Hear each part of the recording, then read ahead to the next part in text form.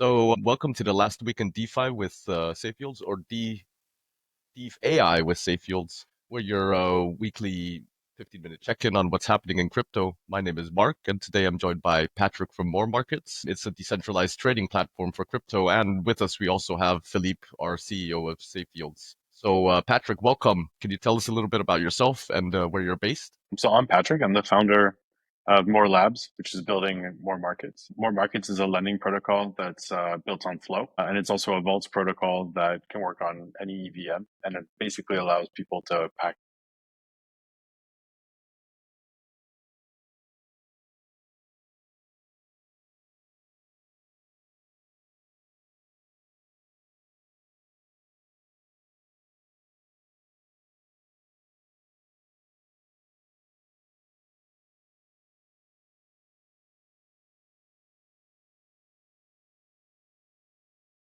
Okay, cool. Awesome. So we're really glad to have you. Philippe, this is like our first podcast, so maybe you should also give yourself a little introduction, I think. Yeah, sure. So I'm Philippe, founder at SafeYields, here with our close friend Patrick. Again, thanks for welcoming today.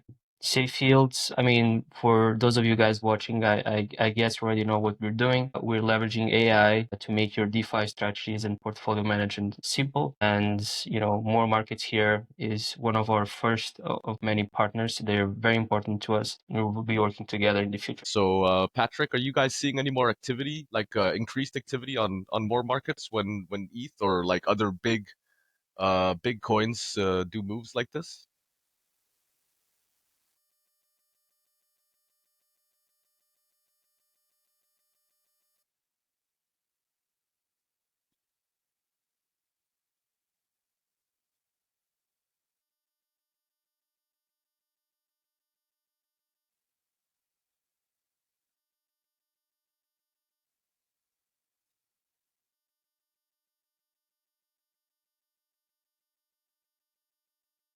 So we got meme coins that are trending again. We've seen a new wave of meme tokens getting popular. Coins from the last cycle, Pipe and Doge, they're spiking again. Most of them are like pure hype, but they often bring a lot of new people into crypto. So this one is for you, Patrick, as well. So how should new users to more markets or just new users in general? How do you think they should think about meme coins? Like, are they fun? Are they dangerous? Or is there something in between? Like, what is your personal opinion, I guess, on meme coins? I think it depends on like how people perceive them. I think if you know what you're doing and you're a trader, go ahead, have at it.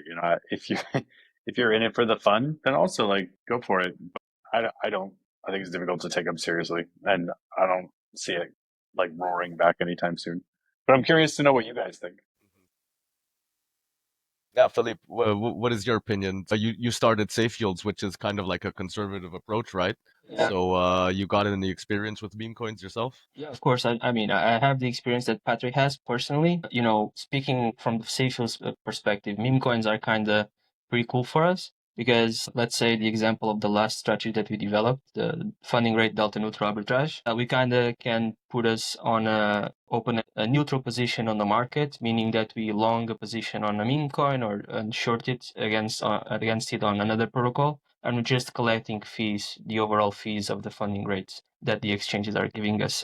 And because sometimes there's so much volume going on, these funding rates come with a very good opportunity for arbitrage whilst you're keeping neutral to the market. So yeah, it's kind of like a double-edged sword, for from a personal side of things, really not a big fan. The only one I held was Doge, and I'm still waiting to make my 20K. I'm only missing like 100K for my 20K profit, something like that. But from a safe use kind of perspective, yeah, our strategy just takes care of it, which is pretty awesome. Okay, thank you guys. So we got a new topic here called market structure and trading flows. And it's kind of like zooming in on what's actually happening in the market behind the scenes, sorry. So funding rates, Philippe, and I'm just going to explain very shortly to people who don't know what funding rates are. So funding rates are what traders pay to hold a long or a short position, very simply put. So funding rates flip slightly negative this week, which is a sign that the might be a little bit nervous. Trading volumes, they're still a bit light compared to last year. They're picking up around big assets like ETH and Sol. And then we have liquidity, which is again to people that are not used to crypto. It's the amount of money in DeFi protocols. So liquidity is shifting towards newer chains such as Base, Blast, etc. So Patrick, what are you noticing from traders on your platform? Is it like more short-term action? I know you just said that you're 1 month old, but I guess you still have some numbers. Or are people holding their positions for longer term? Is this something you guys can see? I think that a big reason why people are moving towards like L2s or like roll ups or L1s is because there's a lot of yield to be farmed there right now. You're, yeah, no, Right now on more markets, positions are pretty sticky, and that's kind of our goal. I think a lot of it is related to how we're rolling out incentives right now. And the idea is to kind of have those incentives turn into like more stable, high yield revenue generating mechanisms for depositors. I think that overall why liquidity is kind of heading towards Sonic and Base and Mantle and Barachain and all these like L2s is because they're new and they have incentives. And so if you farm those incentives, you make a lot of yield. And there's not really like a lot of dated yield on Ethereum mainnet right now. Those are just like a couple of thoughts on what's going on right now. Yeah, agreed. Yeah, totally agree. makes sense. Okay, so let's talk a little about what people are like actually talking about online. I've been looking at Twitter and all these other social medias. So right now we have real world assets. They're back in the spotlight. So there's been more buzz around real world assets, things like government bonds or real estate being turned to tokens, getting tokenized is what they call it. And we also have big financial companies starting to explore this, and it could help bring more stability and yield into DeFi. So Patrick, is this something you guys are watching at more markets, or do you think it's still too early? Tokenization of real world assets. I want to say it's like a good time or like the right time, or at least the very beginning of this becoming a reality. I think that it's easy to bring a T-bill on chain because the yield from that is natively financial, and you can have a custodian of it that actually collects the yield or can sell the bond for yield. And so I think that there's a higher probability of these sort of like, let's call them like low risk assets that generate yield already in the traditional financial ecosystem as like what we consider RWA. I think that the other stuff like mortgages or like home loans or other types of debt that requires, say, some sort of like real world enforcement might be a little bit farther out because it's difficult to price those things. I think like through an oracle or in like some homogeneous way. But I'm like kind of hopeful, and I think that if we nail this and if crypto kind of gets some sort of ubiquitous infrastructure for RWA, then yeah, this could like really pump things moving forward. Filipe?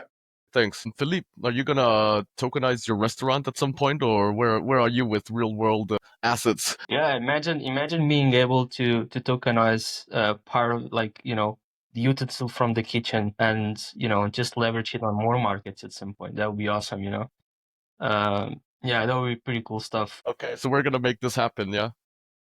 So at SafeYields, we're focused on helping people earn sustainable yield in crypto. Right now, like the whole month of April, we're tracking how liquidity providers are adapting to the new market conditions. We feel people are looking for yield, but they're also trying to avoid unnecessary risk. So what are you guys at MoreMarkets excited about for the coming month? I mean, I'm super excited about the collab that we're putting together with you guys.